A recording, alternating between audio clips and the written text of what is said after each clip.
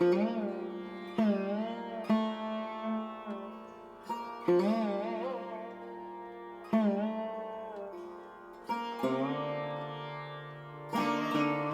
now to introduce our very special guest, who's only in the country for 3 months, so we're lucky we have him. Nishaant Singh is a disciple of Pandit Chanchal Kumar Bhattacharya and is a celebrated Pakhawaj player and the instrument's torchbearer for his generation. He belongs to a famous traditional folk musical family in Kalimpong, Darjeeling, with a lineage of music that goes back 4 generations. Currently, Nishant serves as a guest professor of Pakhawaj in the Department of Cultural Affairs, Vindhyaya Mandir College in Kolkata, India. He is a Fulbright Associate in Pakhawaj, conducting research under the guidance of our local wonderful maestro Swapan Chaudhary at the Ali Akbar College of Music in San Rafael. So without further ado, Nishant, where are you? Oh, there you are. Welcome.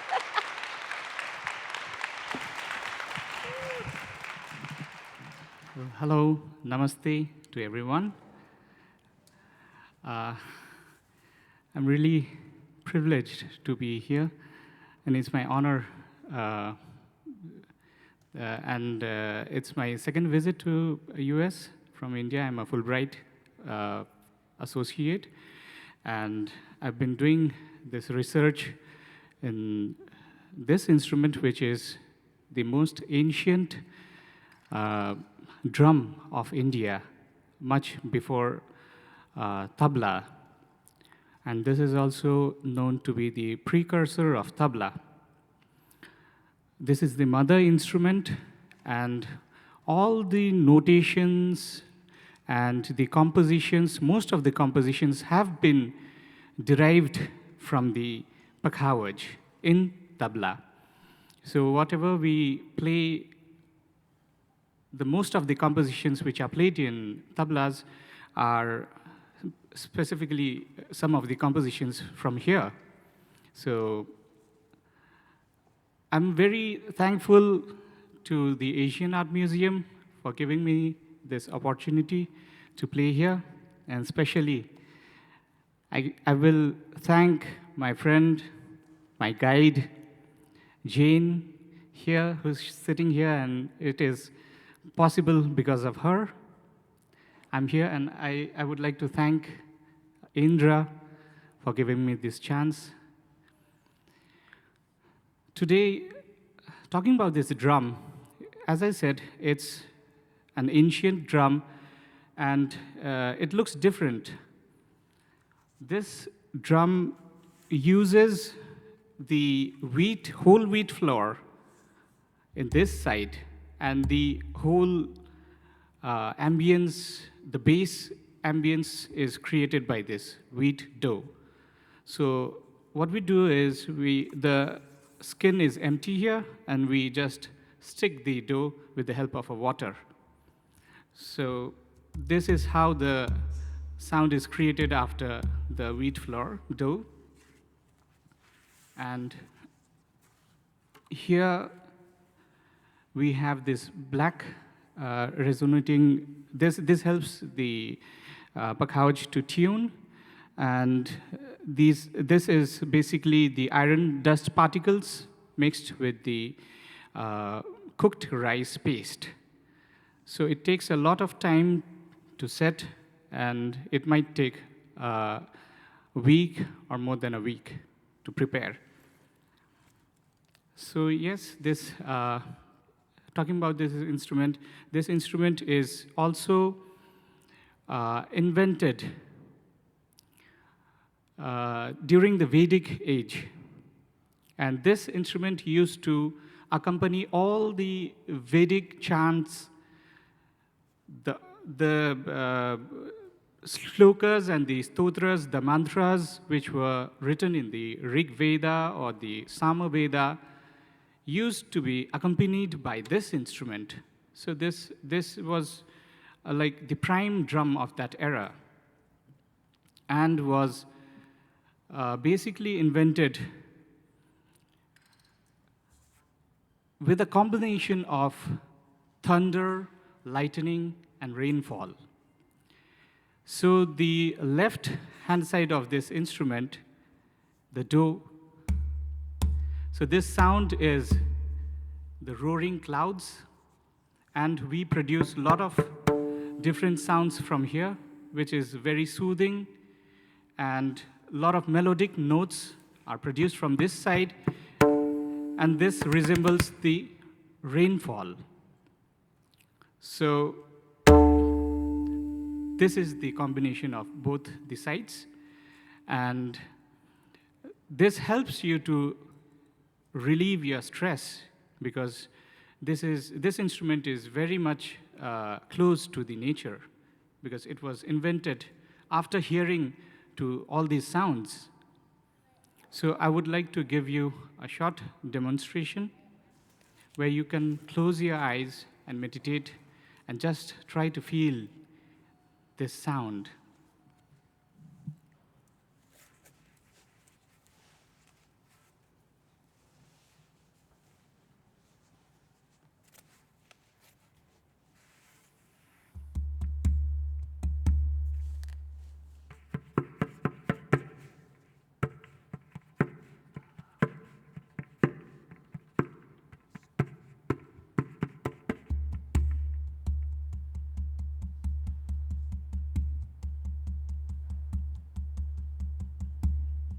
The sky is covered with black clouds.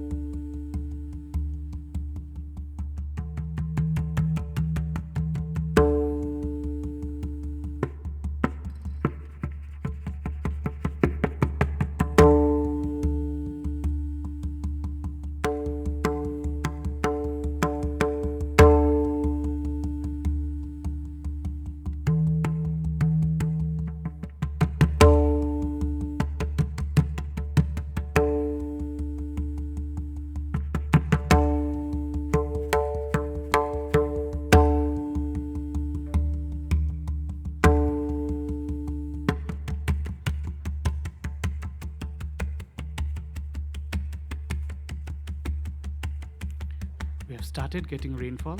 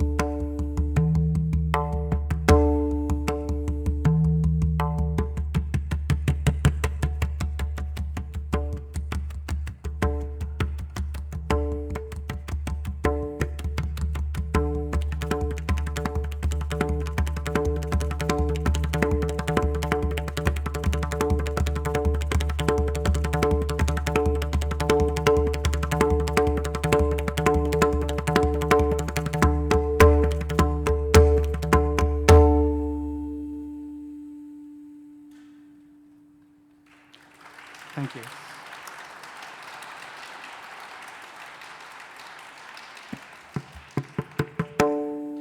So this instrument was also composed looking at the Shiva's damru, And we also have this stotras which match the tone of this instrument. So this is the Om.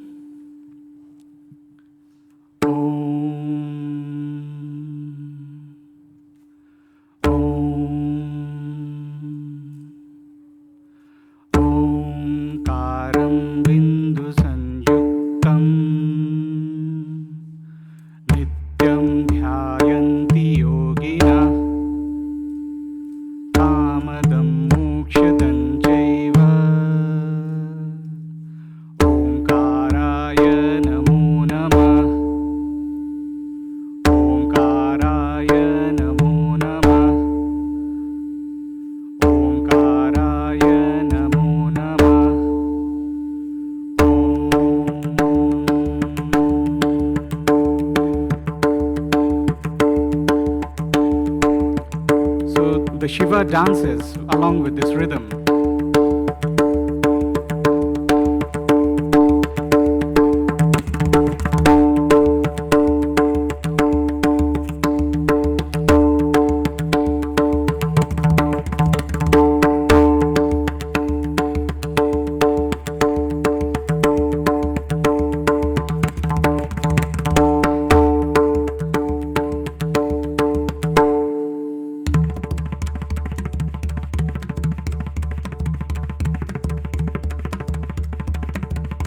This is the sound of Damru.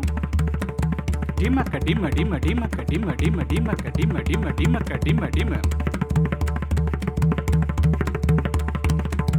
Dimaka dimma dimma bachate damaru tunna gitti kantana tata tatta tatta thayya thay bal chandra jatami ganga karta har har bhasma anga mrga charma pahan rajati shiv anand data dhagana dhagatat dhagana dhagana dhagana dindi dhagana da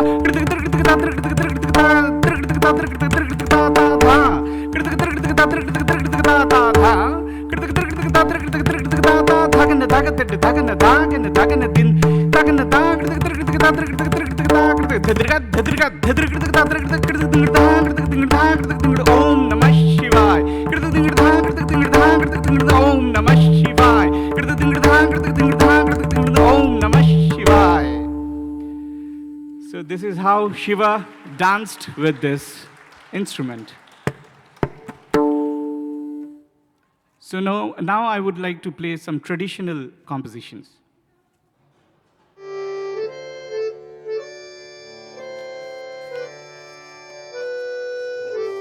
So this is the tone of an harmonium, and the cycle is 12-beat cycle, and it is known as the chautal. So I'll count and show you how it goes. 1, 2, 3, 4, 5, 6, 7, 8, 9, 10, 11, 12, 1, 2, 3, 4, 5, 6, 7, 8, 9, 10, 11, 12, and 1. So this is the 12-beat cycle. We just use this melody to play whatever we feel like to play. So there are some fixed compositions, there are some of our own improvisations, so we would like to play accordingly.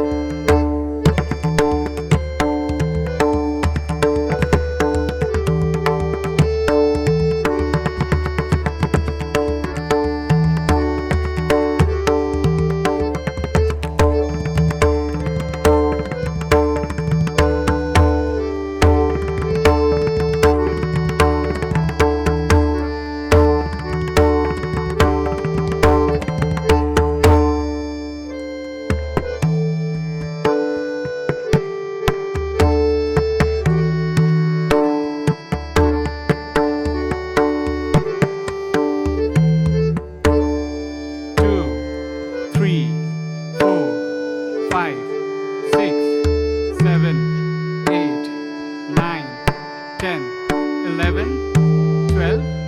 Dha, dha, din, ta, kat, ta, ge, din, ta, te, te, ka, ta, ga, di, the, ne, dha. So these are the notations.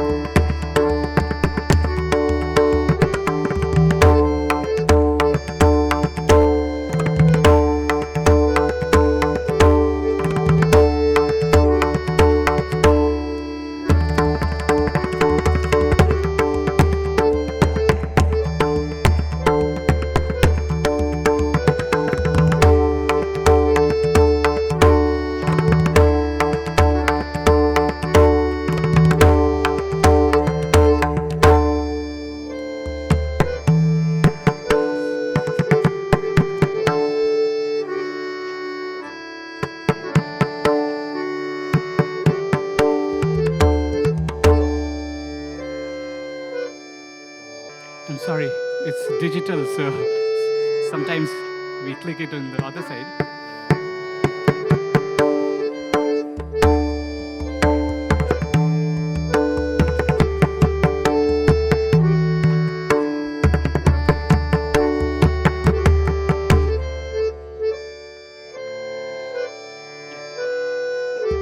The left.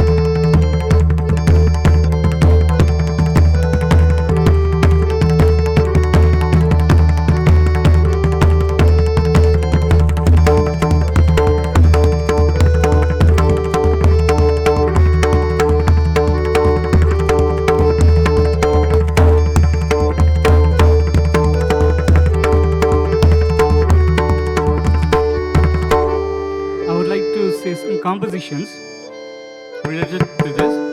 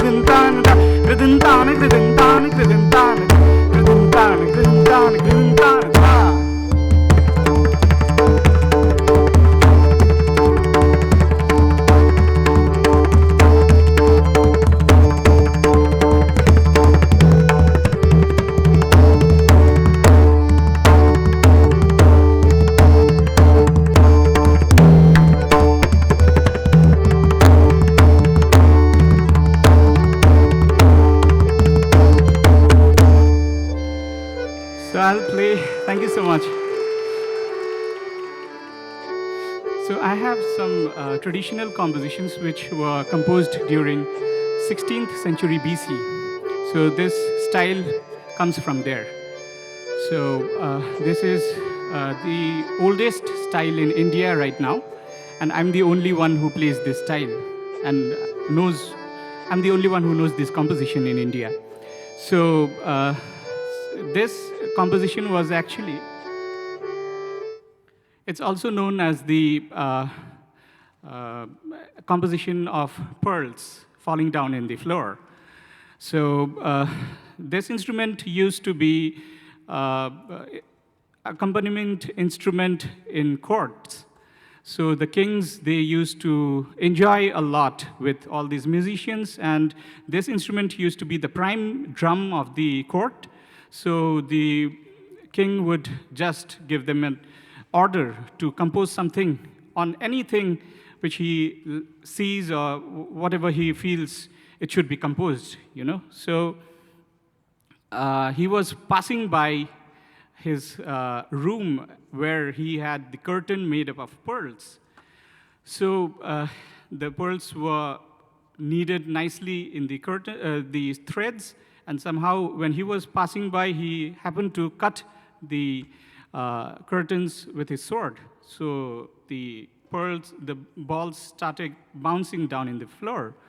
So it created beautiful music, according to him. So he just ordered his Pakhawaj player to compose something on this. So the founder of this style, which I am playing right now, Lala Keval Kishanji, so he composed this composition upon the pearls falling down in the floor.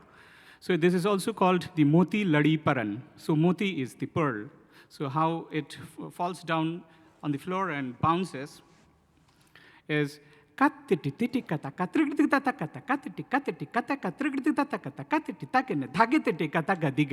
so a mass of pearls also fall down. So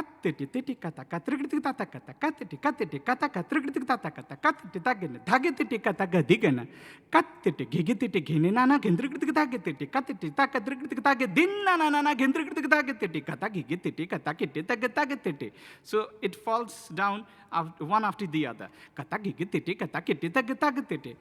Then after some time, the whole mass falls down. So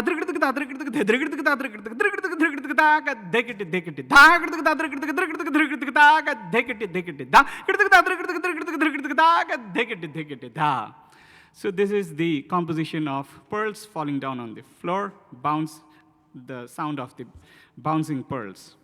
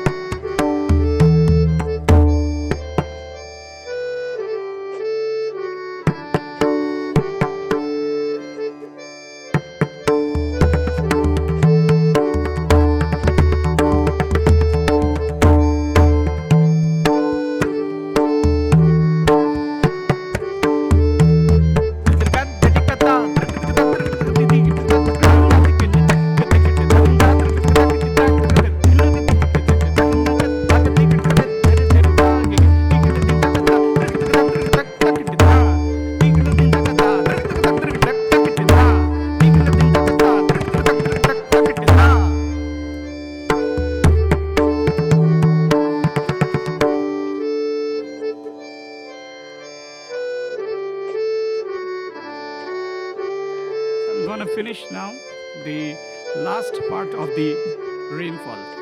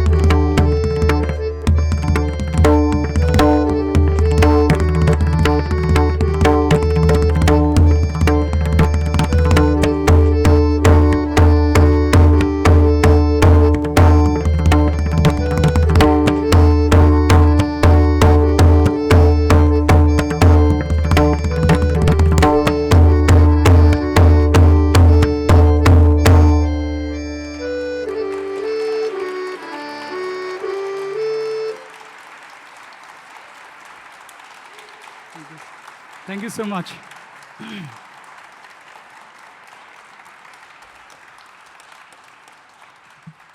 This is my first time I'm playing I'm playing a solo, and that too in US in such a prestigious venue. Thank you so much, and please stay for the second segment because my friend is waiting. His name is Arjun Verma, and he will explain what he's going to do in the second segment. So I welcome him. Please, Arjun, please come on the stage for the second segment. Thank you so much. So Arjun Verma is an Indian-American sitarist and composer, beginning with his father, Verma, and continuing with the legendary Ali Akbar Khan and his son Alam Khan. Arjun's meticulous training has imbued him with a rich musicality that encompasses both the profound majesty and exhilaration of North Indian classical music. Arjun shares the jewels of his cultural heritage in a manner that is fresh, modern, and relevant, while maintaining a high standard of traditional integrity. Arjun has performed at international venues and collaborated with a diverse host of musicians, including the London Symphony Orchestra, Swapin Chaudhary, Alam Khan, Bob Weir from the Grateful Dead, and the St. Louis Symphony, as well as Grammy Award-winning pianist and arranger John Beasley. Thank you all for being here and staying for our second half. It's my privilege as well to be here along with Nishant, who's quickly becoming a musical brother, even though we only met last year. So I think this is our, fourth program together? We've now done as far as Bangladesh and as close as San Francisco. As you've heard, this is some of the most ancient form of our North Indian classical music, which, for those of you who are not aware, is one of the great classical traditions in the world today. So it's our hope that a century from now, when we use the word classical music, the answer will be, which one? Because European classical music is fantastic. I love it myself. And we also have so many other traditions around the world, from Africa, South America, China, India, great traditions with centuries, millennia of development, every bit as refined. So now you'll hear one of the newest instruments of the tradition, as after hearing the oldest ones. So the sitar, even though it's very commonly known for those who know North Indian classical, is a relatively new invention in its modern form. Means roughly it emerged in a form resembling the modern sitar in about the 1700s, according to some accounts. The name sitar actually comes from Persian. Those of you who are Farsi speakers might recognize it as sahatar, 3-string. So what is a Persian instrument doing in India? So of course, during the Mughal Empire, and before that, during the Delhi Sultanate, basically the whole second millennium in India, most of it was foreign rulers, right? And with them, they brought all kinds of music from Central Asia, all the way from Greece, from Persia, and all of that. The beauty of that was that it created this sort of renaissance. Interestingly, during some of the same centuries that Europe was blossoming artistically, the same was happening in South Asia. And so out of this confluence, we have North Indian classical music. So the Persians likely brought an instrument that was quite different looking than this modern sitar.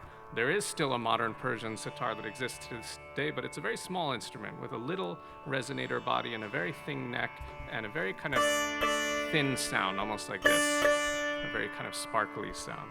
Now, this instrument is a much bigger instrument. It was influenced likely by the native South Asian instruments, including the Veena family. And the most the emperor of this family is the Rudra Veena, through which this music, this particular style, which we're playing for you today, which is called Dhrupad, was largely in the instrumental part was passed down on the Rudra Veena, a giant bass instrument made out of a big stick of bamboo with 2 giant resonator gourds, even bigger than the sitars. But the sitar is quite large, and it's interestingly made out of food, or it could have been food. It's made out of a pumpkin gourd, and you can see in the bottom here is the indentation of the bottom of the pumpkin. And about 2/3 of it is retained, and it's a very perfect shape. This, it's not like a jack-o'-lantern pumpkin all funny shaped with funny faces in it. These pumpkins are grown in special orchards in India. There's a second one up here you can see in the back with a large sound hole. And they have this very ingenious method of making them so round. So when the pumpkin vine starts to fruit, they take that baby pumpkin and they put it in a clay pot that's been formed in the perfect inverse shape that they want the gourd to be. And then the pumpkin baby grows over the whole season, and it fills that pot until it's the perfect shape of the pot. And then they crack the clay pot, and you're left with a perfect gourd, which is then dried and hollowed out, and you have the basic resonators for the sitar. Now, not only are the resonator cords hollow, but the entire neck of the instrument is hollow. So unlike a guitar or a cello where the neck is a solid piece of wood and the body is primarily responsible for the resonance, with the sitar, the neck itself is also conducting sound through the air. So the whole thing is very resonant through the whole body of the instrument. Now, as you can see, we don't have a whole orchestra up here. In our tradition, in contrast to Europe and some of the other forms in the West, it's not ensemble music so much as solo, duet, or trio music. And for that reason, the demand on each instrument is much more. So I don't have a bass player, I don't have a drum section, like a cymbal section. We just have one drum, one sitar. I don't have violins and brass and everything. It has to be in the one instrument. So sitar has 20 strings, and it tries to create, in a way, a symphony of one instrument. So we have 3 types of strings on the sitar. The first is the main playing strings, like you have on a guitar or violin. We have 4 of them. The first one is made of steel, and it has the characteristic bright tone that most people associate with sitar.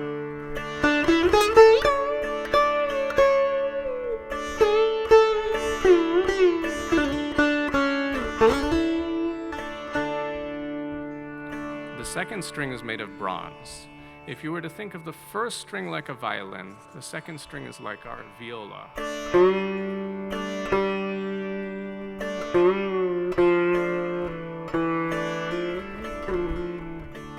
It's much more warm and rich sounding. The third string, to continue the string quartet analogy, is like our cello. It's much deeper. It even has a sort of a growl to it.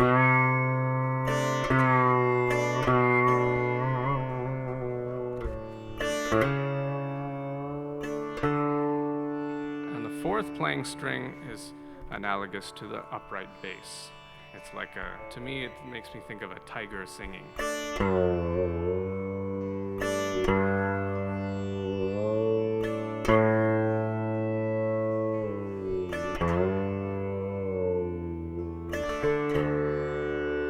So this is our 4 strings which cover 4 octaves in the main melody. So this is where we play the melody proper.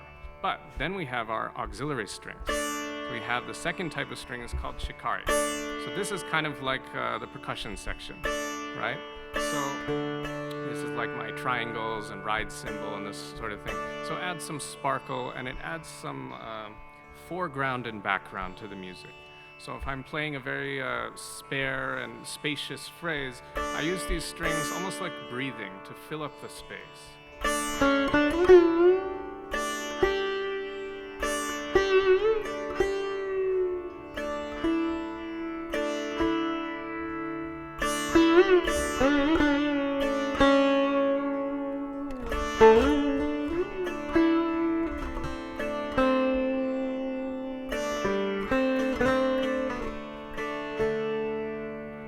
A sense of breath and foreground and background, 3-dimensionality. Finally, the third type of string is the sympathetic strings or the harp strings.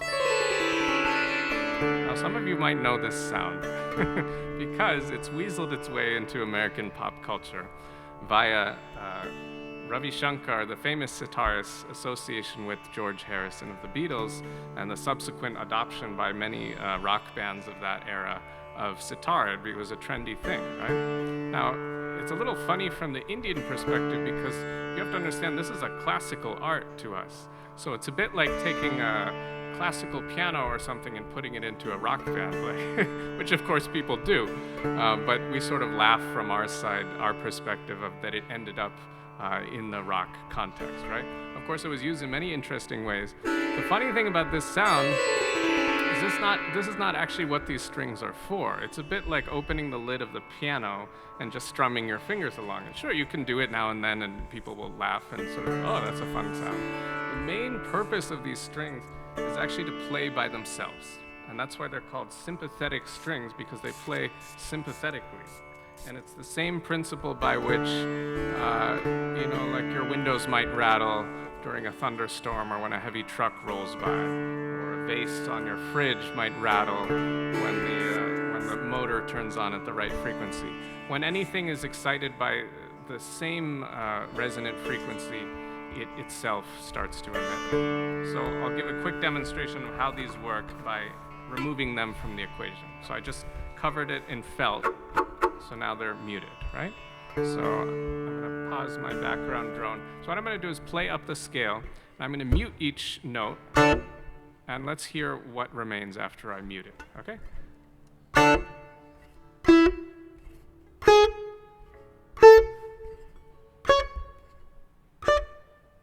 Now, there's of course a beautiful echo in this room, but aside from that, the instrument stops sounding, right? Now let's repeat the experiment with the harp strings.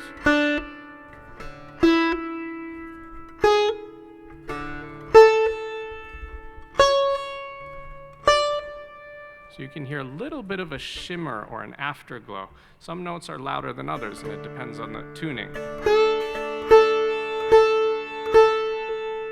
That shimmering, it's a little brighter than the sound of the echo, gives some of that characteristic sound of the sitar. Finally, the last thing I'll mention is that the frets on the instrument are curved, and it allows us to stretch and bend the string in a way which is much more reminiscent of the human voice than of, say, lute playing of any other type of string fretted instrument. It more resembles how we modulate our voice to express emotion.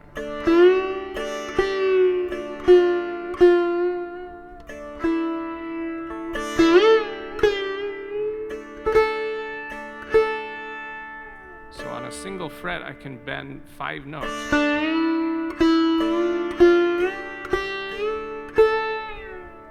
And on the bass string, I can bend 7.